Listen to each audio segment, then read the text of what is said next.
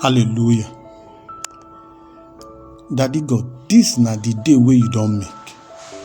And we choose, we decide say we go rejoice and we go dey glad for this day. Thank you, Baba, for the gift of life wey you carry sama us to see today so. For this minute, for this moment, wey we dey take time, the onyokopus matter, we gallant, we mount for your domot. With heart wey we carry full, where we say to come tell you, Daddy, say you do well. And we do am with wetin oyibo man dey call humility. We no carry shoulder up because you truly, you do well for we life. Today, oh Baba, we pause, we all break small. Make we open we heart to thank you from we belly for all the woto blessing where you don't carry sama us, from the one where we don't see, the one where we never see, and the one where we see the expect, the one where big, the one where small. For every Daddy God, we thank you. We thank you, Baba God, for the gift of life in self where you carry give us. Where we say we feel breathing, we lungs feel function every day. And from the beating of we heart, we feel function well. We be say all these things that you carry give us, we be say it dey feel all loss for every moment, for every time. Baba God, thank you. We thank you. We equally say you do well for the fine thing where you carry surround we, for the beautiful things where we dey around us. Shey na for the mountain them, shey na for the sea where they peaceful. All of them where they remind us of your beauty, of the power where you get and the love where you carry for the people where you create, even us will be your pikin them. Daddy God, we give you thanks today. We thank you today for the love where you carry sama us. We be say you give us family and friend them. For the beauty, for the warmth, for the angori, we be say all of us we feed day together like bread and butter. And for the joy where then they bring for we life. Daddy God, thank you. For every moment, every time what we don't spend with family and friend them.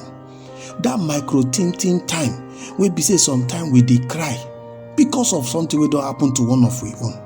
Sometimes we dey laugh for jollificate. Sometimes we dey also feel the pain of one of the other people where they with family them. And sometimes too we dey carry laughter, they scatter, they throw away. All of them we don't share them together because we be one family. And now you give them to us, and we know they carry them play. Daddy, thank you. Thank you for we family. Thank you for the time we be say you they give us. So we say we feel they connect with self, we feel they talk with ourselves, we feel they see with self, so that the friendship where we get, so the love where we get as family, if they go deeper and deeper, and if they go stronger and stronger, because we get that love for one another. Daddy, thank you. Daddy, today, we say you do well for everything where they give us every day, from the provision them, to the protection, to your presence, and to the way they take keep us safe for alias preservation, and the way they carry promote us alias prosperity. Daddy, now you they run matter for us. Now you they make the way clear for us. You they provide for the food where we they chop, where they better we body. And you they also provide the roof where they cover we head to shelter us from the sun and from the rain and from all the bege and begerity where life carry the change. Daddy God, today, make you help us. Make we remember, say, people day we no get as we get. Help us. Make you help us, show us the way we go fit share this blessing where you carry give us with other people too, so that they self then go happy say you love them. Make we be the extension wire where be say go carry reach these other people we no get as we get, because true people day we no get. We dey thank you because we know Say, for all this gbege and gbegerity wey dey face us, you go increase with strength. You dey increase with sense. And you dey increase with capacity. You dey show us wey be say we go gallant the more. Now we carry come meet you. Daddy, abeg, make you help us so that we go fit mount well to face anything wey come we face.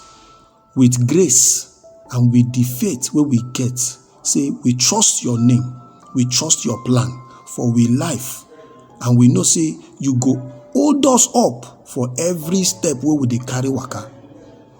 Above all, Daddy God, we thank you for your love and mercy wey no dey end.